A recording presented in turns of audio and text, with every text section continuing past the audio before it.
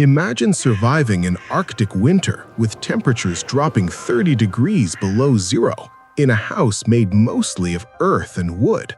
Sounds impossible, right? But the Vikings didn't just survive, they thrived. Their secret? Ingenious engineering that turned their homes into living, heat-preserving fortresses. Every wall, roof, and hearth worked together to keep frost outside and warmth inside. Stick around to see how their villages stayed warmer than many modern buildings and why their homes were a marvel of survival. The Viking longhouse wasn't just a home, it was a living organism. Inspired by shipbuilding, these massive structures stretched 30 to 80 meters, with curved walls designed to deflect the harsh northern winds. Inside, the entire community, families, workers, even slaves, lived under one roof. This wasn't just social, it was thermal strategy. Dozens of bodies in a single space generated constant heat, helping everyone survive the long, frozen winters. Entrances were carefully placed along the sides, avoiding direct wind. Every detail, from walls to roof, was engineered to trap and preserve warmth. The walls of a Viking longhouse were engineering masterpieces. Thick layers of turf, carefully stacked like bricks, created walls up to 2 meters wide at the base. This natural insulation trapped air pockets, working like a giant thermos to hold heat inside. Wood was limited, used only for the structural frame, while the turf walls and grassy exterior blended seamlessly with the landscape. Over centuries, this method was refined, turning the house itself into a self-sufficient heat reservoir that kept the bitter Arctic cold at bay for months. The Vikings didn't rely on fire alone to stay warm. Half the longhouse often held livestock, cows, sheep, goats, even horses. This wasn't cramped living, it was a survival tactic. The animals' body heat naturally warmed the human living area above. Floors were slightly raised so warm air rose into the living platforms, mixing with heat from the central hearth. In return, animals were protected from the freezing Arctic outside. Smoke from the hearth also circulated gently, helping preserve the timber while reducing drafts. This simple physics created a symbiotic, no-cost heating system. Vikings understood that cold wasn't just the air, it was the wind. Longhouses had almost no windows because glass was rare and even small openings let heat escape. Tiny slits were tightly plugged with moss or straw. Doors were low and massive, forcing entrance to bow while minimizing drafts. Many homes had double doors or vestibules, acting like airlocks. Icy air stayed outside while warmth stayed inside. Entrances were placed along sidewalls, shielded from prevailing winds. Every detail, from the absence of windows to angled doors, was designed to control airflow and trap precious. At the center of every longhouse was the heart of the home. Unlike modern fireplaces, this was a long, shallow pit running along the main axis of the living area, sometimes up to 15 meters. Large stones around the fire absorbed heat and radiated it slowly across the room, while wood or peat fueled the flames. The hearth provided both warmth and light, illuminating the home's semi-dark interior. Families cooked meals in large cauldrons over the fire, while smoke circulated above, preserving the wooden beams and creating a unique, smoky atmosphere that everyone shared. The roof of a Viking longhouse was just as critical as the walls. Built with strong wooden rafters, it was layered with birch bark for waterproofing and topped with thick turf blocks. Over time, grass grew on the roof, binding the turf together and blending the house into the landscape. In winter, snow piled naturally against the sloping roof and walls, forming an extra insulating layer. This snow cocoon kept indoor temperatures stable around 0 degrees Celsius, even when outside the blizzard raged at -30 degrees Celsius. The Vikings turned nature into an ally, using wind, turf, and snow. Inside, the longhouse was organized for maximum warmth. Raised wooden benches lined both long walls, serving as living and sleeping areas. The earthen floor below stayed cold, so sitting or sleeping on the elevated platforms kept people out of the chill. Life happened on 2 levels: work and movement along the central passage and hearth below, and living and sleeping on the benches above. Families slept in skins and wool blankets, often in everyday clothes for extra warmth. This ship-like interior layout concentrated body heat, creating a warm, shared microclimate while keeping the house functional and safe during the harsh Arctic winter. Not all activities could happen inside the longhouse. Smithing or weaving required heat, light, and safety. So the Vikings built small, semi-underground workshops called dugouts. Half buried in the ground, these buildings used the earth as insulation, maintaining a stable temperature even during the coldest months. A forge or hearth inside added warmth, while the walls and low turf roof kept wind and frost out. These dugouts allowed craft and survival tasks to continue without endangering the main dwelling. From smithing to weaving, the Vikings applied the same principles of heat retention they perfected in the longhouse, creating a full Arctic-ready settlement. At the heart of every longhouse was the Central Hearth, a long, shallow fire pit stretching along the main axis. Up to 15 meters in length, it provided warmth for the entire space. Large stones around the fire stored heat, slowly releasing it like a giant thermal battery. Wood or peat fueled the fire, with peat especially valuable in treeless regions. The smoke rose to the roof, filling the upper space with hot, acrid air. This layer preserved the wooden beams, killing insects and slowing rot.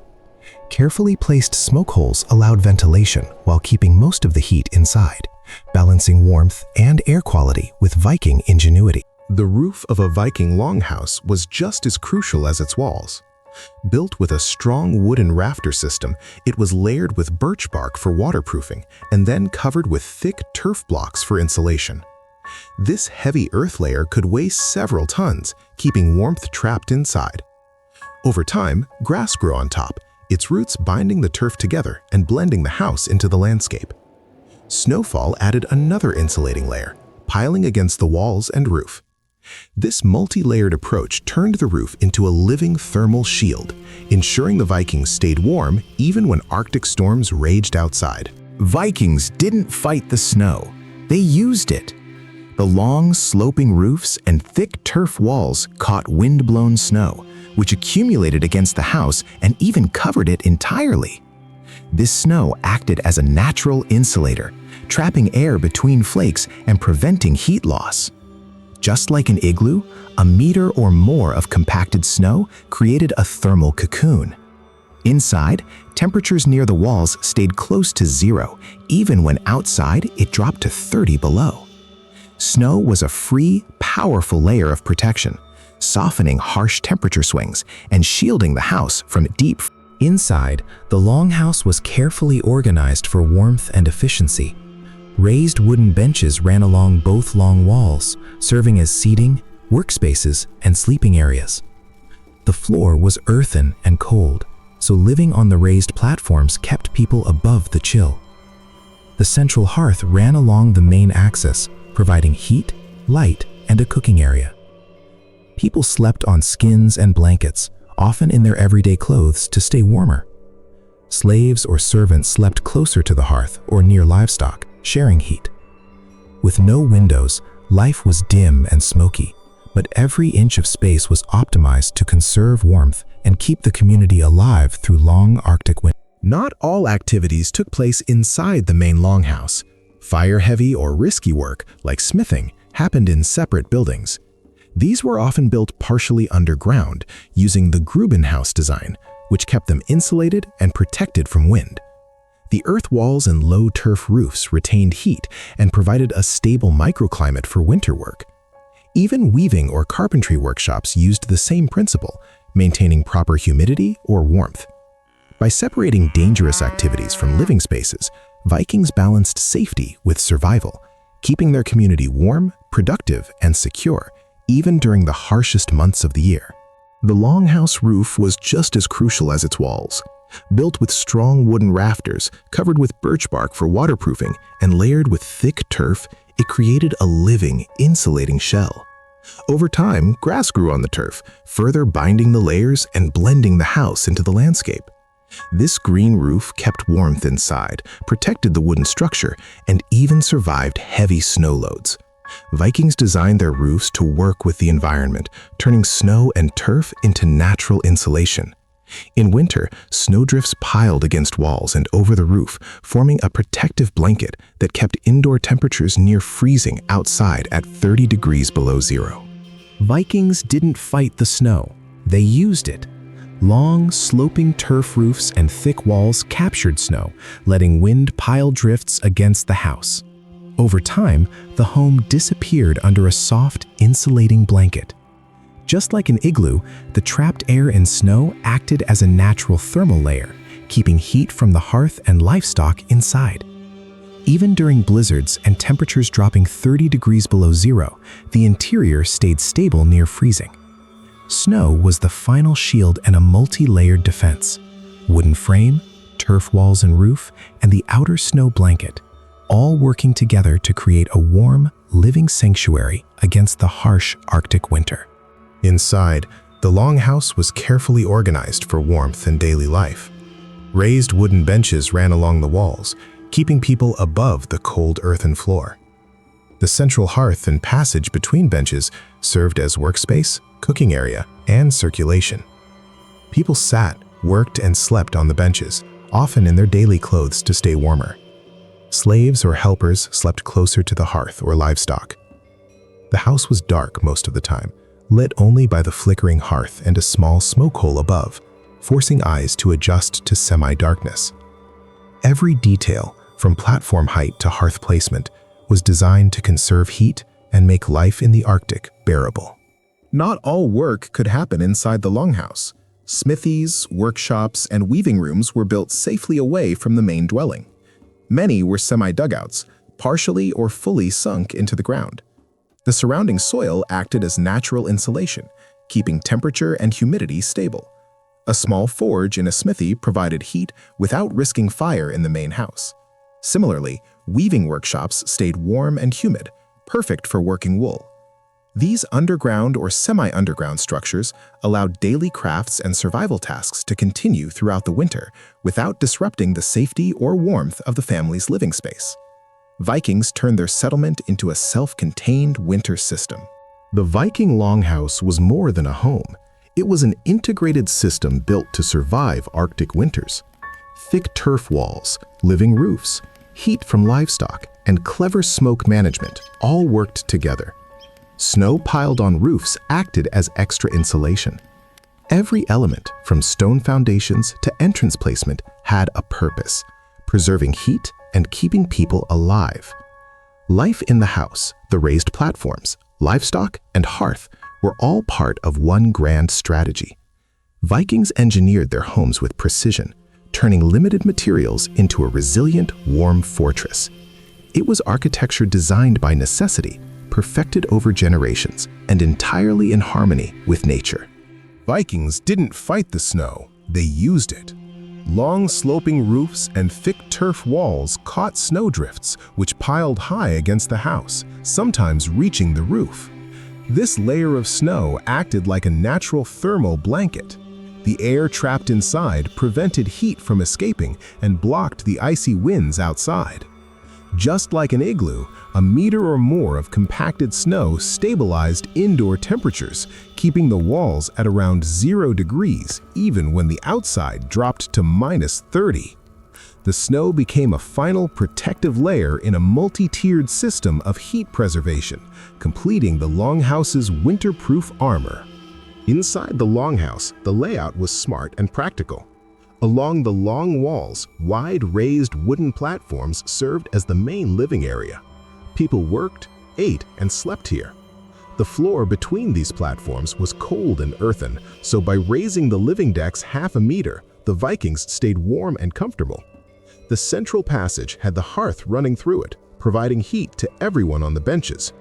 This two-level design, Working below, living above, kept life organized and maximized warmth in a space shared by family, workers, and even slaves. The interior resembled the deck of a ship, a familiar home at sea, brought to land. During long Arctic winters, life inside the Longhouse revolved around the Central Hearth. People cooked, ate, and spent most of their days near this main source of heat and light. At night, families slept on raised benches using woolen blankets and animal skins, often wearing their everyday clothes to stay warmer. Slaves and workers might sleep closer to the floor or near livestock, sharing warmth.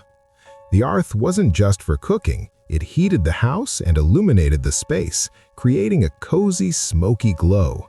Every activity, from weaving to mending tools, took place in this semi-dark, heated hub, keeping life continuous even in the heart of winter. Viking settlements weren't just one big house. For tasks that needed fire or privacy, small separate buildings were constructed. Smithies, for example, were built at a safe distance from the main dwelling and often partially underground to retain warmth. These semi-dugout buildings used earth walls and turf roofs, keeping a stable temperature even in freezing conditions. Weaving or carpentry workshops followed the same principle, maintaining proper humidity or warmth for their work. This clever use of underground or insulated structures allowed Vikings to stay productive in winter, protect valuable resources, and maintain safety, all while their main longhouse remained the warm, communal heart of the settlement. The roof of a Viking longhouse was as important as its walls. Built with strong wooden rafters, layered birch bark, and heavy turf, it acted as a living shield. Turf provided excellent insulation, keeping heat inside, while grass growing on top bonded the layers into a durable, monolithic cover. Snow wasn't an enemy, it became another layer of protection. Blizzards piled snow against walls and roofs, forming a natural thermal cocoon. Even in wind-swept conditions with temperatures 30 degrees below zero, the inside of the house stayed stable and warm. The Vikings turned every element, even the snow, into an ally against the Arctic winter. Inside the longhouse, life unfolded on two levels. Raised wooden benches ran along the walls, serving as seating, work surfaces, and sleeping areas. The earthen floor below was where people walked, tended the hearth, and moved around livestock. By elevating the living areas, the Vikings stayed above the coldest air near the floor. Families slept on skins and blankets, often in their everyday clothes to stay warmer. The hearth in the center provided heat and light, while smoke and warm air from animals circulated upward, creating a natural, energy-free heating system. Darkness was constant, but warmth and functionality came first in their survival strategy. To keep the longhouse safe, Vikings built dangerous work areas separately. Smithies and workshops were often semi-dugouts, partially or fully excavated into the ground. This protected them from harsh winds and retained geothermal heat.